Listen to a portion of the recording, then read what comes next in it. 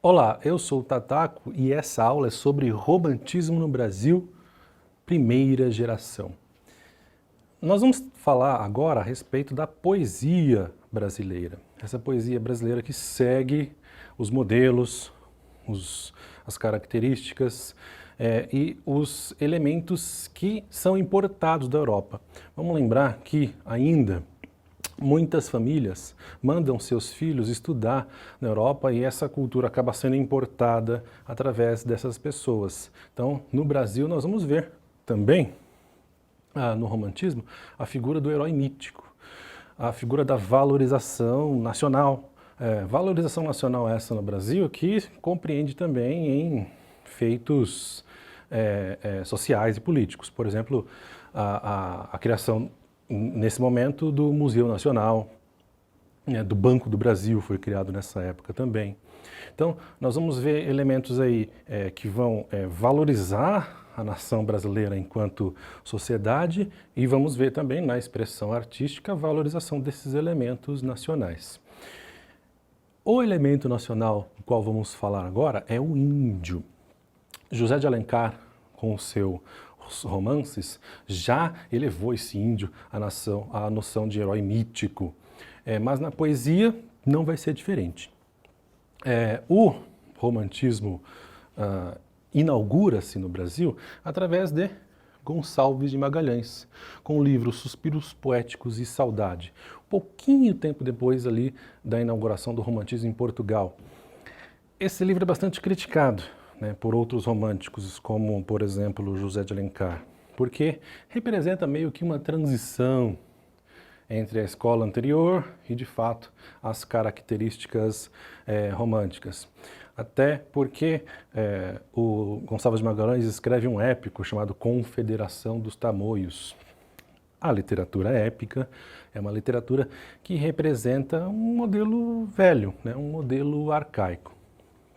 Nesse momento, essa primeira geração romântica é marcada muito por esse nacionalismo. Então, o herói mítico, que na Europa é o cavaleiro medieval, aqui será o indígena.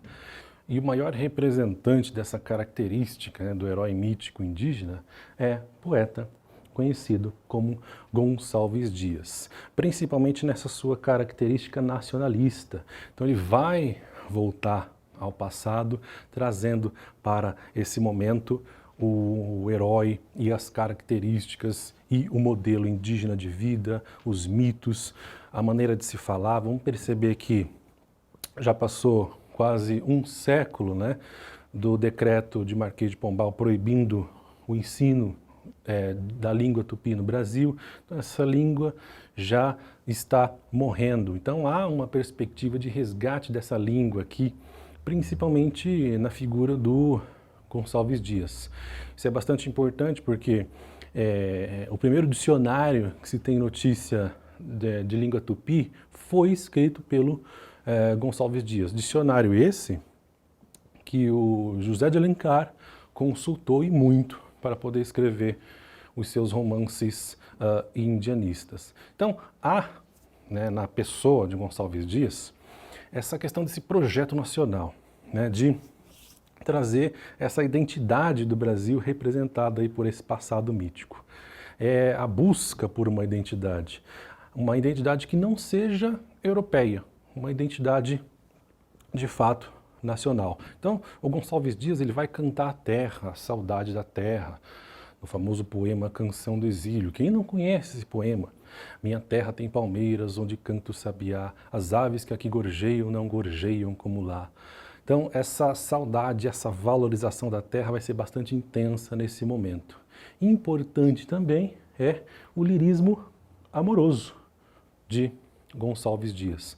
Um amor que vai estar muito ligado a um sentimento de sofrimento, de morte. Não vai ser um amor realizado, não vai ser um amor que vai idealizar uma mulher. Então, esse amor que nós vamos ver aqui no Gonçalves Dias é um amor que vai tender aí a algo fúnebre, a algo mais triste e etc. A sua poesia indianista é que de fato marca o Gonçalves Dias como um grande poeta, né? Ele escreveu, por exemplo, um poema chamado Itucapirama. E ele grafa, né, como Anchieta grafava as palavras em língua tupi, justamente para trazer novamente essa linguagem para o contexto aqui do Brasil. E há um rigor formal na poesia do Gonçalves Dias. Então, a gente pode ver nos poemas dele uma métrica bastante cadenciada, uma musicalidade muito intensa, e o grande poeta consegue, através da musicalidade do poema, trazer um elemento que representa aquilo que ele está falando, sobre aquilo que ele está falando, né? Então vejam só esse trecho do Itucapirama, que conta a história do último dos Tupi, que é preso por uma nação inimiga e argumenta em favor da sua própria vida, né? Então vejam só a história que ele conta para poder se salvar aí da morte, né? Itucapirama significa em tupi, aquele que vai morrer. Itucapirama.